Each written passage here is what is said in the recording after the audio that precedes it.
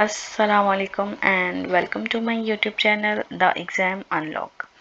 अच्छा, जैसे कि मैंने आपसे प्रॉमिस किया था कि हम पूरी प्रेसी एंड कम्प्रीहेंशन की सीरीज़ करेंगे, तो जी मैं अपनी नेक्स्ट वीडियो के साथ आपकी खिदमत में हाजिर हूँ और आज हम पढ़ेंगे कलेक्टिव नाउन्स के बारे में। ये हमारी तीसरी क्लास होगी इंग्लिश ग्रामर में। जब हमारे नाउन्स हो जाएंगे, पार्ट ऑफ स्पीच सब सारे कंप्लीट होंगे और sentences, tenses, each and everything जो ग्रामर की चीज़ें हैं वो कंप्लीट होंगी, then we will go for precis writing and comprehension and also translation paragraph. ये बेसिक्स हैं, ये ना सिर्फ आपको आपके प्रेसी में काम आएंगे ना बल्कि ऐसे में भी, और उसके साथ साथ बाकी एग्ज़ाम भी के सारे एग्ज़ाम इंग्लिश में हैं, तो ये जो ग्रामर की बेसिक्स हैं ये आपको हर जगह पे काम आएंगे। और जी स्टार्ट करते हैं। अच्छा, आज की हमारी क्लास की लर्निंग आउटकम्स होंगी कि सबसे पहले तो हम कलेक्टिव नाउन्स को देखेंगे, एग्जांपल्स देखेंगे, फिर उसके टाइप्स और ट्रिक्स, और उसके बाद फिर हम पास्ट पेपर से कुछ क्वेश्चंस की प्रैक्टिस करेंगे। अच्छा जी, हमारे पास व्हाट इज़ कलेक्टिव नाउन, क्या है इसकी डेफिनेशन। कलेक्टिव नाउन एक ऐसे वर्ड को कहते हैं जो कि हमारे पास ग्रुप ऑफ पीपल को रिप्रेजेंट करे as a single entity, as a single unit. यहाँ पे वाज़िया तौर पे मैंने लिखा हुआ है कि आपके पास कोई एक वर्ड जो कि एक पूरे ग्रुप को रिप्रेजेंट करे, ठीक है, बट रिप्रेजेंटेशन किस तरह से हो, एज ए सिंगल यूनिटी, तो वो हमारे पास कलेक्टिव नाउन हो जाएगा। इट्स मीन कि अब वो ग्रुप के मेंबर अलग अलग नहीं है, अब वो एक सिंगल यूनिट बन चुका है, ठीक है। फॉर इंस्टेंस जैसे टीम में मल्टीपल मेंबर्स होते हैं, इसी तरह जूरी है, फैमिली में बहुत सारे मेंबर होते हैं। जूरी बेसिकली लॉयर्स को कहते हैं। आर्मी है, उसके बाद क्लास है, और इसी तरह फ्लोक मवेशियों के जो झुंड होता है ना, उसको कहते हैं। नेक्स्ट हमारे पास है कि ये जो आपको ऊपर विक्ट्री साइन नज़र आ रहा है, तो it's not a victory sign, it's basically donating कि हमारे पास दो कंडीशंस हैं, ठीक है।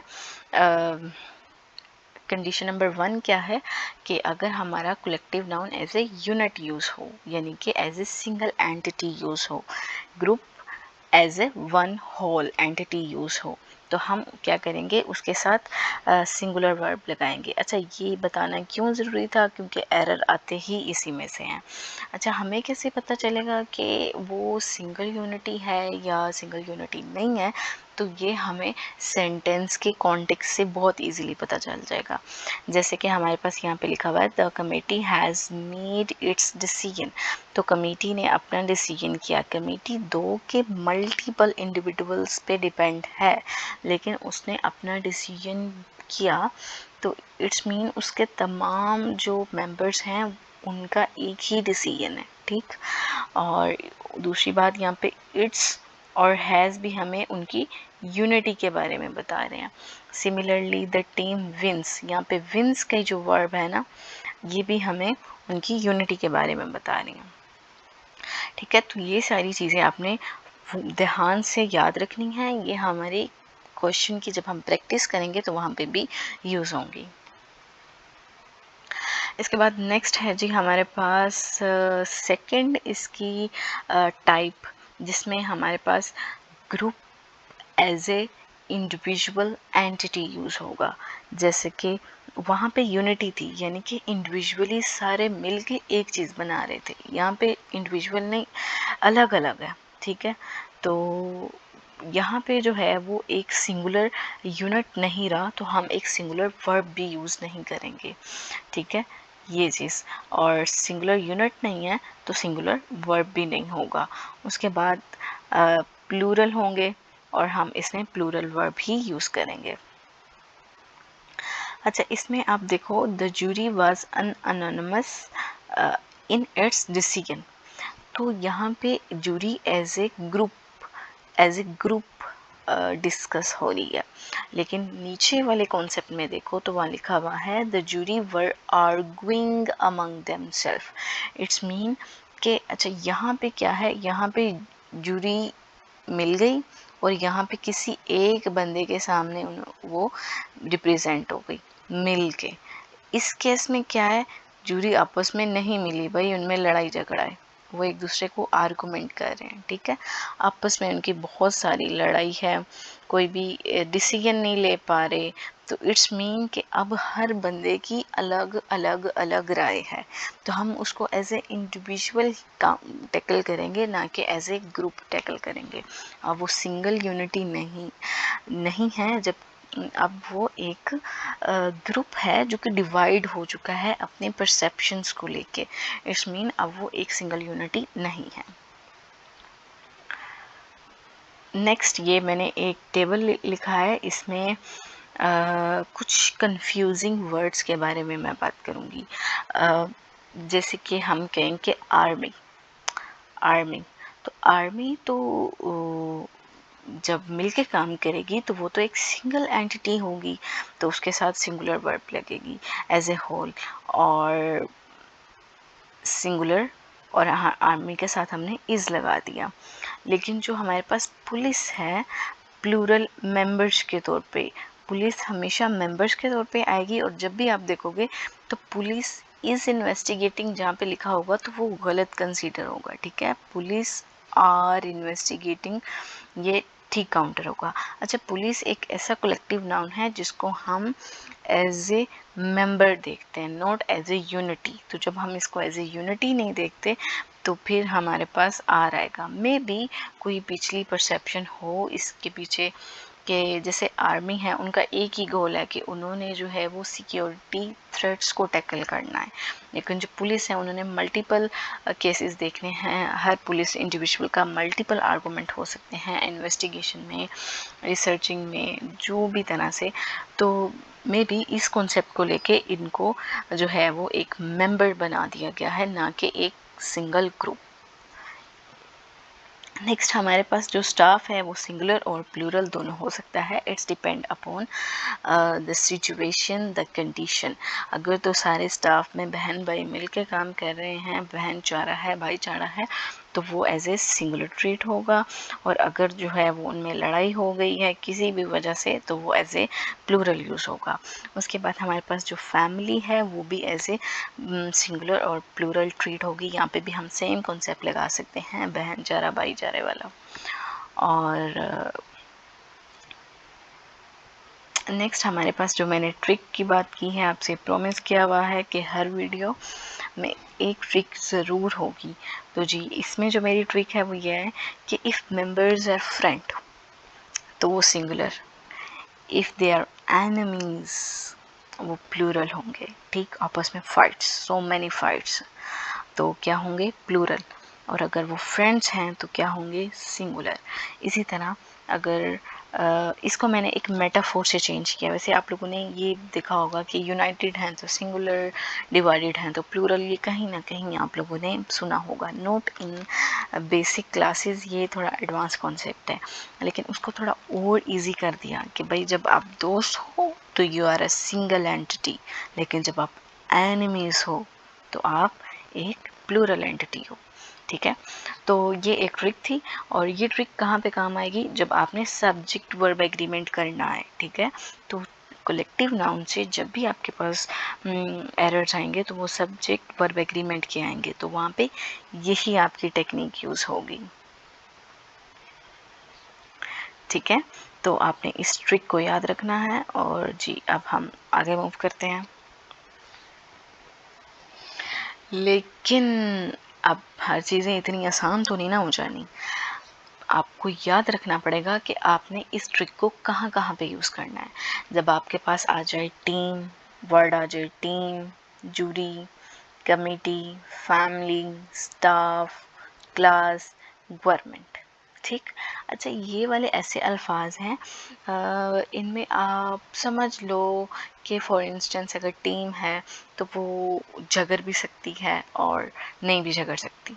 इसी तरह जूरी है, उनमें आपस में आर्गूमेंट्स हो भी सकते हैं, नहीं भी हो सकते। कमेटी में भी उनके परसेप्शन डिफरेंट हो सकते हैं। फैमिली में लड़ाइयाँ तो होती हैं, और स्टाफ में भी आपको पता है कि बाज़ दफ़ा बहुत बहन चढ़ा हो रहा होता है और बाज़ दफ़ा लड़ाई हो जाती है। सिमिलरली क्लास और गवर्नमेंट में भी हमारी ओपोजिशन पार्टीज़ किस तरह लड़ती हैं भाई, और ये सारी चीज़ें। तो यहाँ पे क्या कॉन्सेप्ट है कि इनमें हाँ एक अच्छी सूरत हाल भी है, एक एक्सट्रीम पे यानी कि उनकी फ्रेंडशिप बनी पड़ी है, और एक बहुत ज़्यादा मीन पे आ गया, मतलब वो एनिमीज़ बने पड़े हैं। तो इन सारे अल्फाज के साथ हम पिछले वाली ये वाली ट्रिक जो है वो यूज़ कर सकते हैं। क्या ट्रिक है मेरी, कि अगर ये लोग फ्रेंड हैं तो सिंगुलर, अगर एनिमीज़ हैं तो प्लूरल। और इसी तरह लेकिन आर्मी में, फ्लोक में, पुलिस में ये चीज़ें नहीं आएंगी। अब देखो, फ्लोक क्या है? भेड़ियों का एक वो सर्कल है ना, तो उनमें किस तरह का डिफरेंट हो सकते हैं परसेप्शन? क्या उनमें हो सकते हैं? बिल्कुल भी नहीं। अब आर्मी है तो आर्मी के इंडिविजुअल्स की अगर परसेप्शन डिफरेंट हो जाए तो फिर वो आपस में ही लड़ने लग जाएंगे, तो भाई बॉर्डर्स को सिक्योर कौन करेगा? और इसी तरह हमारी पुलिस का तो एक एक्सेप्शनल केस है ना, कि उनको कभी हमने यूनाइट फ्रंट देखना ही नहीं है, उनको हमने हमेशा एज एन इंडिविजुअल देखना है। खैर वो एक अलग कहानी है, बट आपने ये जो इम्पोर्टेंट नोट है इसको याद रखना है, ठीक है। अच्छा, अगर आप इसको याद नहीं भी रखते तो जिस तरह मैंने आपको बता दिया है कि जहाँ पे एक्सट्रीम हो जाए और मीन हो जाए, ठीक, एक्सट्रीम हो जाए भाई फ्रेंडशिप हो जाए और मीन, ये दो सूरत हाल जहाँ पे लग रही हों वहाँ पे ही आप उस फॉर्मूले को अप्लाई कर सकते हैं। लेकिन इसमें इतनी घबराने की ज़रूरत नहीं है, आपके पास आएंगे ही यही वर्ड्स, कोई ऐसा अनहोना वर्ड नहीं आएगा जो कि आपको नहीं पता होगा। उसके अलावा जो थोड़े डिफरेंट हैं, फ्लोक हैं, हर्ड है, जिस तरह ये सारे एनिमल से रिलेटेड चीज़ें हैं, तो इनमें एक एनिमल्स का आपस में कैसे परसेप्शन डिफरेंट हो सकता है, ठीक है। तो वो आपको तो कॉन्टेक्स्ट पढ़ने से ही समझ आ जाएगी। ओके, अब जो है वो रियल एफर्ट जो है वो आपकी भी और मेरी भी स्टार्ट होती है। ये मैंने कुछ पास्ट पेपर से क्वेश्चन लिए हैं, CSS PMS एंड FPSC, ठीक है। तो क्या आप इसे कर सकते हैं? I think you can. जिस तरह से मैंने एक्सप्लेन किया है और जिस तरह से आपने ध्यान से मेरी वीडियो को सुना है, तो अब आप इस काबिल हैं कि आप इन क्वेश्चन को कर सकते हैं। लेकिन being a your good tutor, मैं आपको बिल्कुल हेल्प करूँगी। मैं किस लिए हूँ? आपकी हेल्प के लिए ही ना। चलो मिलकर सॉल्व करते हैं। The committee have issued a notice. क्या बात है भाई, committee have issued a notice. आ नोटिस आपको किस बारे में बता रहा है? कि एक सिंगल नोटिस दिया है, किसने? कमेटी ने। जब एक ग्रुप है लोगों का और वो एक सिंगल राय पे मुत्तफिक हो जाता है, इट्स मीन वो क्या है? यूनिट। ओ माय गॉड, क्या है? एक यूनिट है। तो यहाँ पे हैव आएगा? बिल्कुल भी नहीं। यहाँ पे क्या आएगा? हैज, ठीक है। इस तरह हमारी नेक्स्ट एग्जांपल है one of the best species, one of the best species that has ever been made. Okay, तो यहाँ पे आपको क्या लगता है क्या आएगा? One of the best speeches. अच्छा, हमने पढ़ा हुआ है कि one of the best speeches, तो इसमें इस वन को लेके हम यहाँ पे हैज़ लगा देते हैं, ठीक है। लेकिन यहाँ इस जुमले को लेके ना मल्टीपल लोगों के मल्टीपल आर्गूमेंट्स हैं। मतलब यहाँ पे कमेटी डिवाइडेड है, यहाँ पे एजुकेशनल स्टाफ डिवाइडेड है।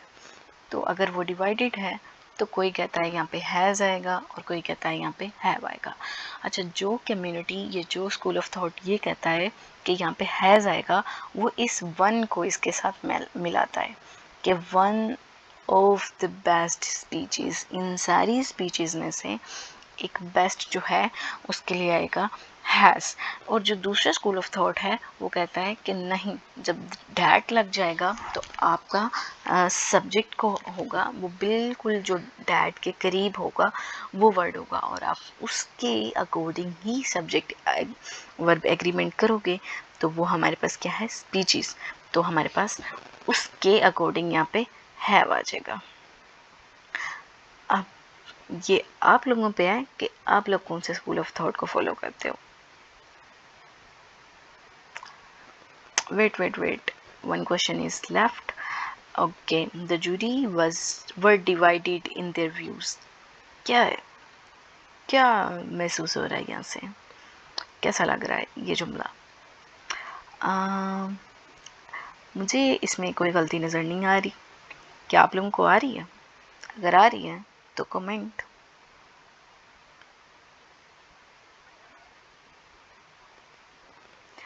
Okay, the next question is, the staff are required to attend the meeting. अच्छा, इसमें क्या गलती है? स्टाफ आर रिक्वायर्ड, जी नहीं, आर क्यों, यहाँ पे इस आएगा।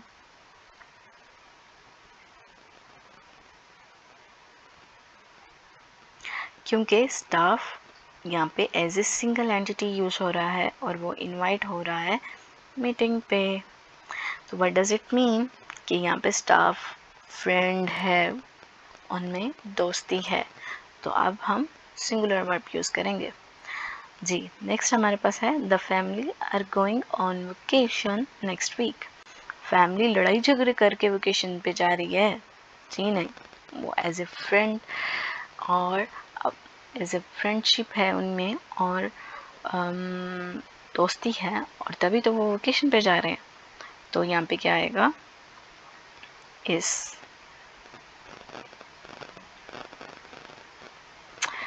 Okay, the next is, the flock of sheep are grazing on the hill. तो अगर आप फ्लोक को इस तरह से देख रहे हो कि वो हिल पे अलग अलग बिखरा पड़ा है तो आर यूज़ करना भी ठीक है। लेकिन अगर ऐसा देख रहे हो कि वो एक ही फ्लोक पे है तो the fluke of sheep is use करना भी गलत नहीं होगा। ओके, जो हमारी नेक्स्ट स्लाइड है इस पे भी थोड़ा ट्रिकी क्वेश्चन है, सॉल्व करेंगे और मिल के करेंगे। The team is preparing for their next match. What you see there, oh my god, ये तो बहुत ही ट्रिकी है, लेकिन परेशान होने की ज़रूरत नहीं है। देखो, टीम जो है ना, जब वो प्रिपेयर कर रही है तो क्या वो एक सिंगल एंटिटी बन के प्रिपेयर कर रही है? जी नहीं, टीम का हर एक इंडिविजुअल प्रिपरेशन कर रहा है, हर एक इंडिविजुअल अंडरस्टैंड कर रहा है किस तरह से उन्होंने मैच खेलना है, and whatever the preparations are, तो वो हर एक इंडिविजुअल कर रहा है। तो इट्स मीन यहाँ पे इज़ नहीं, आर यूज़ होगा। अच्छा, अब यहाँ पे आपको होगी लड़ाई झगड़े वाले तो कंसेप्ट चल नहीं रहा, लेकिन इसको आपने खुद ही अंडरस्टैंड करना है कि किस तरह हर एक इंडिविजुअल प्रैक्टिस करता है, प्रिपरेशन करता है before the match. Police was called for the scene, इसका मैंने आपको एक्सेप्शनल केस बता दिया था कि पुलिस के साथ हमेशा से ही प्लूरल वर्ब एग्रीमेंट होगा। पुलिस के साथ कभी भी आपने वाज इज़ नहीं लगाना है, हमेशा प्रेजेंट में होगा तो आर लगेगा और पास्ट में होगा तो वर्ड लगेगा। ठीक है, the board of directors are meeting today. Okay, इसमें भी आपको थोड़ा आइडियोलॉजिकली देखना है, इसको अपने अपने थॉट्स में इसको अंडरस्टैंड करना है कि अगर मीटिंग पे बुलाए जा रहे हैं तो क्या बोर्ड ऑफ डायरेक्टर्स आपस में अलग अलग हैं? अलग अलग उनको हर एक बोर्ड ऑफ डायरेक्टर को इनविटेशन दी जा रही है? नहीं ना, इट्स मीन वो एक सिंगल एंटिटी है।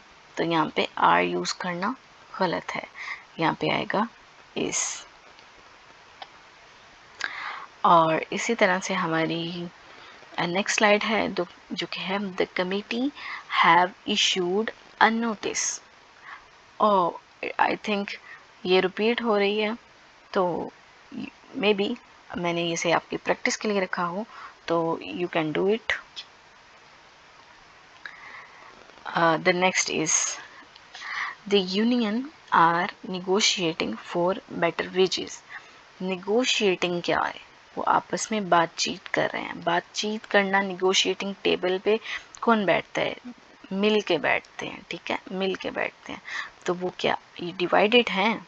नहीं, वो तो यूनाइट हैं, वो तो फ्रेंड्स हैं। तो यहाँ पे क्या आएगा? इस, ठीक है। इसी तरह the team are playing well as a unit. अच्छा, the team are playing well, यहाँ तक तो ठीक था, लेकिन जब उन्होंने कह दिया एज ए यूनिट, तो उन्होंने आपको एक्सप्लेन कर दिया कि टीम इंडिविजुअल नहीं है, टीम एक ग्रुप है, ठीक है। इंडिविजुअल्स के तौर पे काम नहीं करी, एक ग्रुप के तौर पे काम करी है। तो अब यहाँ पे क्या आएगा? इस आएगा, आर नहीं आएगा। उसके बाद नेक्स्ट है जी हमारे पास a peak of wolves were seen near the forest. Sorry, मेरे से मिस्टेक होगी, it's not a peak, it's a pack.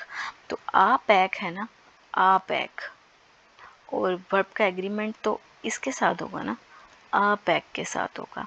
तो यहाँ पे वर सीन नहीं आएगा, वाज सीन आएगा, ठीक है।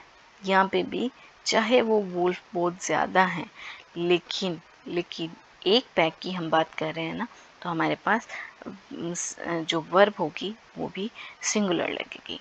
तो ठीक है, यहाँ तक उम्मीद है आपको इनकी समझ आई होगी और आपके लिए इजी भी हुए होंगे। और इस तरह से हमारा आज का लेक्चर होता है जी complete English grammar, lecture number 3 of series precis and comprehension का। और thanks for your attentive listening and don't forget to subscribe my exam unlock YouTube channel. अच्छा, मैं बोलने में थोड़ा सा वर्ड्स की मिस्टेक कर दूंगी, सो जब आप मेरी पूरी सीरीज़ देखोगे तो आप उस चीज़ के यूज टू हो जाओगे। लेकिन अगेन मैं फिर से कह रही हूँ कि don't forget to subscribe my YouTube channel which is the exam unlock. Don't forget to click the bell icon so that कि मेरी कोई भी वीडियो आए और वो फ़ौरन से आप तक पहुँच जाए। और like, share and again subscribe.